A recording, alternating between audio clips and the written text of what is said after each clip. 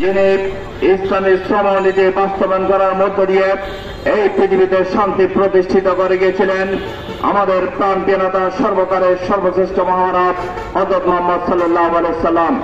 সংগ্রামী উপস্থিতি, শ্রমিকদের অধিকার নিয়ে রাসূল সাল্লাল্লাহু আলাইহি সাল্লাম অনেক কথাই বলেছেন।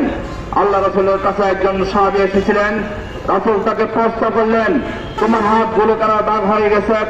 তখন তিনি রাসূলকে প্রশ্ন করলেন, ইয়া রাসূলুল্লাহ, আমি যে অঞ্চলে বসবাস করি সেই অঞ্চলের জমিগুলো অত্যন্ত শক্ত, ওই শক্ত জমিতে যখন আমি কোদাল দিই তখন আমার হাতগুলো শক্ত হয়ে গেছে।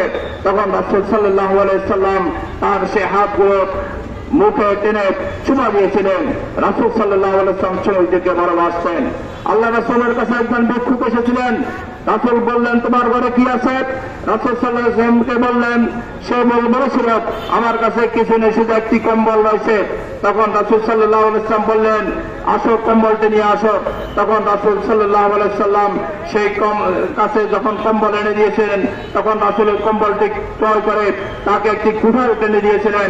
এই কুঠার দিয়ে তুমি বন জঙ্গলে গিয়ে তুমি কাঠ আহরণ করে সেখান থেকে পরিশ্রম করে তুমি পয়সা অর্জন করবে, ভিক্ষা করতে হবে না।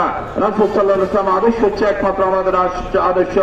কে উপস্থিতি, এই পৃথিবীতে যত বড় বড় অট্টালিকা প্রসার নির্মিত হয়েছে সবকিছুর পিছনে রয়েছে শ্রমিকদের হাত।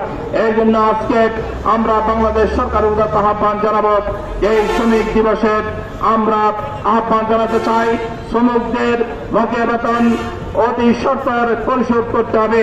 কারণ আল্লাহ রাসূল বলছেন, শ্রমিকদের গায়ের ঘাম শুকানোর পূর্বে তার মজুরি পরিশোধ করে দাও। আসুন, শ্রমিক কল্যাণ ফেডারেশন বাংলাদেশে যে একটি ইসলামী সমাজ বাস্তবায়ন করতে চাচ্ছে, সমাজী বাস্তবায়ন করতে চাচ্ছে, সেই সমাজী বাস্তবায়নের ক্ষেত্রে আমরা সহায়তা করি। এই কথা বলে আমি আমার কথা শেষ করছি। আসসালামু আলাইকুম।